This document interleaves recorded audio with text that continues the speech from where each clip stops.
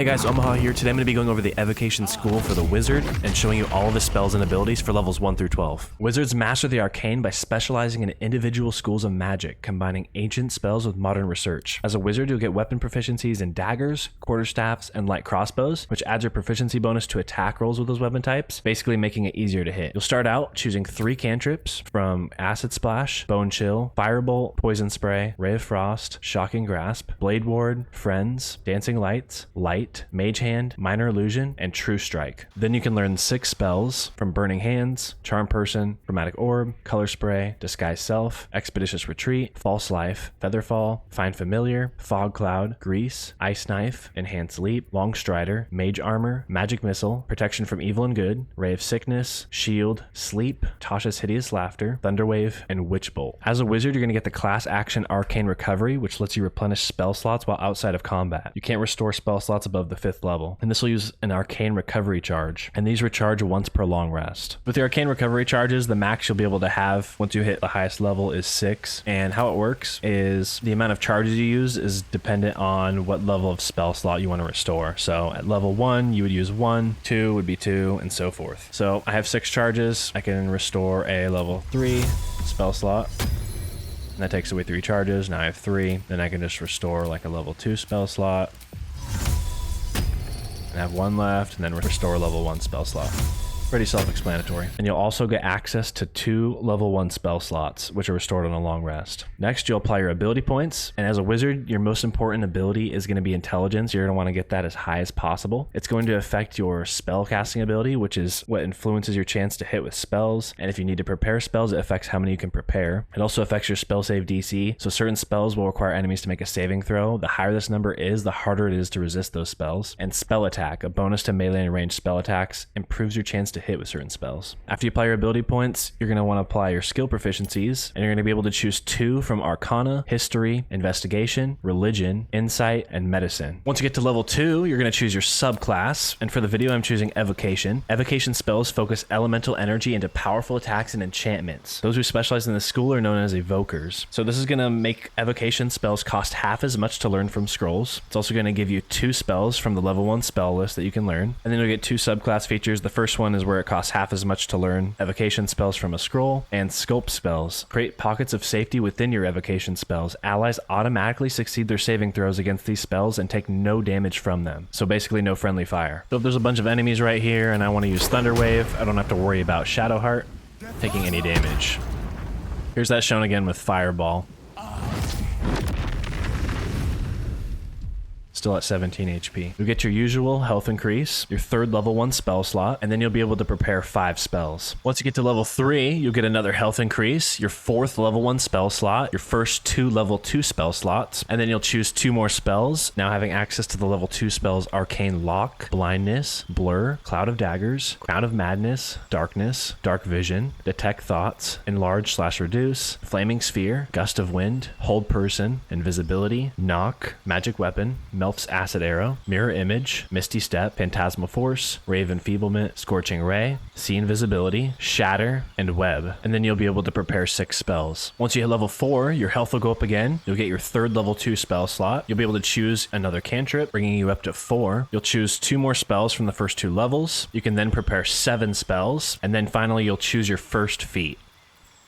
As far as recommendations go, Warcaster is a great one. You can get advantage on saving throws to maintain concentration on a spell, and concentration spells are some of the strongest spells in the game. It'll also let you use a reaction to cast Shocking Grasp at a target moving out of melee range. And then Elemental Adept is really, really good with the wizard. So what that lets you do is ignore a resistance to one of these types of damage. And then if you cast a spell of this type, you cannot roll a 1. So say you want to specialize in fire spells. If you go against any enemies that have fire resistance and you have this selected, then you will ignore the resistances and do the normal damage. At level 5, your health will go up again, and you'll get your first 2 level 3 spell slots, along with choosing 2 more spells. Now having access to level 3 spells Animate Dead, Bestow Curse, Blink, Counterspell, Fear, Feign Death, Fireball, Grant Flight, Gaseous Form, Glyph of Warding, Haste, Hypnotic Pattern, Lightning Bolt, Protection from Energy, Remove Curse, Sleet Storm, Slow, Stinking Cloud, and Vampiric Touch. And then you can prepare 8 spells. Once you get to level 6, your health will go up. You'll get your third level 3 spell slot, and the subclass feature Potent Cantrip. Your cantrips become harder to evade entirely. When a creature succeeds its saving throw against one of your cantrips, it still takes half the cantrip's damage, but suffers no additional effects. So no matter what, you're going to be doing at least half damage with a cantrip. You'll then choose 2 more spells from the first 3 levels, and then you can prepare 9 spells. Level 7, your health will go up. You'll get your first level 4 spell slot, and then you'll choose 2 more spells, now having access to level 4 spells Banishment, Blight, Confusion, Conjure Minor Elemental, Dimension Door, Ivard's Black Tentacles, Fire Shield, Greater Invisibility, Ice Storm, Autoluk's Resilient Sphere, Phantasmal Killer, Polymorph, Stone Skin, and Wall of Fire. Then you'll be able to prepare 10 spells. At level 8, you'll see that health increase, your second level 4 spell slot. Choose 2 more spells from the first 4 levels. You can prepare 11 spells now, and then you'll choose your second feat.